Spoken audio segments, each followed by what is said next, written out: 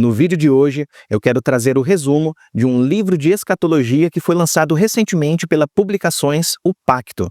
E esse livro vai defender a visão pós-milenista na perspectiva dos puritanos, que foram, na sua maioria, historicistas. E o livro que eu quero resumir é esse aqui que eu tenho nas minhas mãos.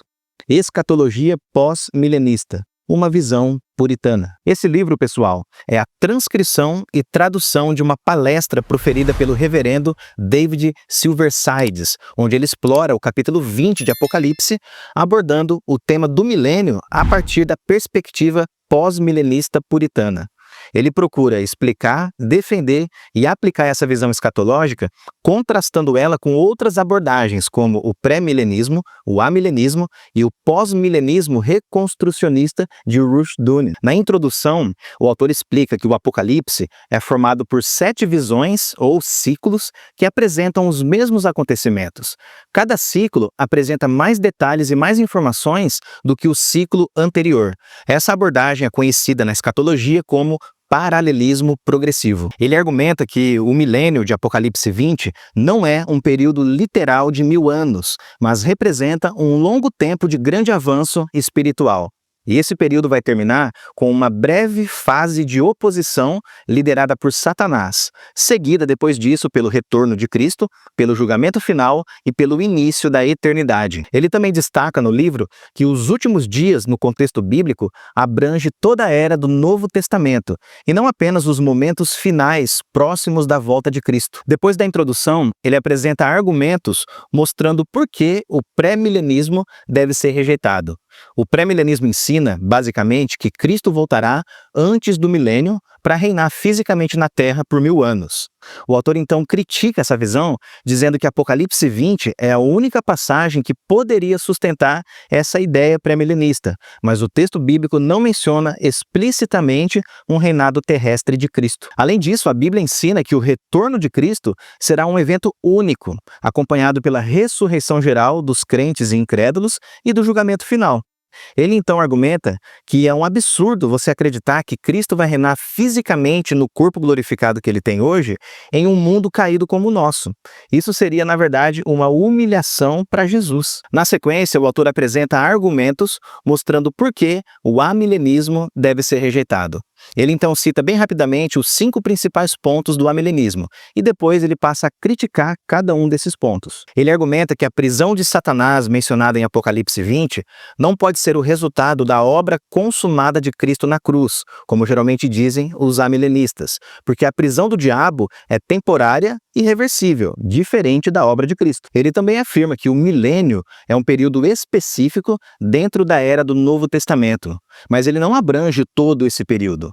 E a primeira ressurreição e o reinado com Cristo, que menciona lá em Apocalipse, não se referem à vida dos santos no céu após a morte, como diz o amilenismo, mas sim a eventos marcantes na história da igreja aqui na Terra. E depois de criticar o amilenismo, o autor passa a criticar o pós-milenismo de Rushduni. A visão de Rushduni ensina que o evangelho vai ter uma vitória contínua e crescente na história, desde a primeira vinda de Cristo até a segunda vinda. O milênio, na visão de Rushduni, é semelhante à concepção amilenista, ou seja, o milênio cobre todo o período do Novo Testamento. Além disso, quando Apocalipse diz que Satanás será solto depois do milênio por pouco tempo, Rushduni entende que isso é apenas um símbolo da resistência temporária do mal. O autor Silversides, então, critica essas duas coisas. Primeiro, ele afirma que mesmo que os números de Apocalipse sejam simbólicos, eles ainda representam períodos reais de tempo. Ou seja, os 1000 anos de Apocalipse 20 e o pouco tempo da soltura de Satanás não são meros conceitos abstratos, mas sim períodos específicos que realmente vão acontecer concretamente na história. Por isso, o autor considera a visão de Rushduni uma visão incompleta. Só lembrando, irmãos, que os dois são pós-milenistas. A diferença é que Rushduni foi um idealista e o Silversides é um historicista. Depois de criticar essas 3 visões escatológicas, o autor passa a defender o pós-milenismo puritano, que nas palavras dele, abre aspas, é a verdade da Escritura, fecha aspas. Ele então começa explicando que o milênio é um período futuro de progresso espiritual sem precedentes na história. Durante esse período, o evangelho vai triunfar em escala global, mas depois disso vai chegar um curto período de severa oposição ao reino de Deus, que é justamente o período da soltura de Satanás por pouco tempo. E tudo isso deve acontecer antes do retorno de Cristo. O autor então explica que a prisão de Satanás se refere a uma restrição imposta por Deus sobre o inimigo.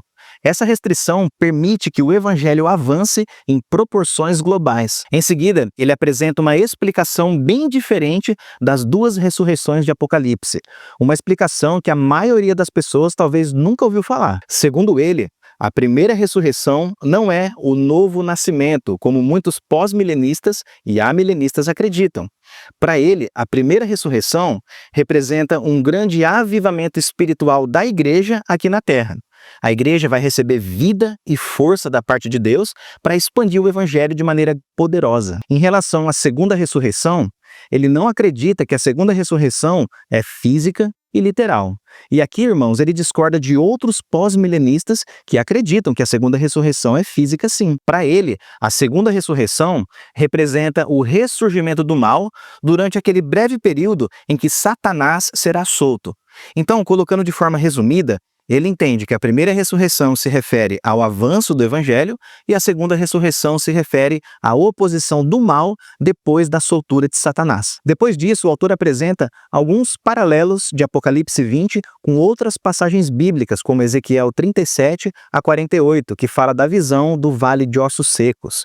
Ele entende que isso aponta para o reavivamento espiritual de Israel e que isso corresponde ao milênio de Apocalipse 20. Ele também cita Romanos 11, defendendo a conversão futura do Israel étnico como parte do cumprimento da promessa de um grande avanço do evangelho. E ele cita ainda algumas profecias de Salmos e Isaías que falam de um mundo onde todas as nações vão adorar ao Senhor. E esse é um ponto, irmãos, central da esperança pós-milenista. E por fim, o autor termina o livro nos encorajando a cultivar uma visão otimista sobre o futuro do evangelho. Ele enfatiza a necessidade de orarmos e trabalharmos para a expansão do reino de Deus, porque a promessa bíblica é de que haverá sim um grande avivamento antes do retorno glorioso de Cristo. Mas agora eu gostaria de saber o que você achou da visão do reverendo David Silversides. Você concorda com a visão dele a respeito das duas ressurreições? Coloca sua opinião aqui embaixo nos comentários. Eu vou ficando por aqui, que Deus abençoe a sua vida e até a próxima.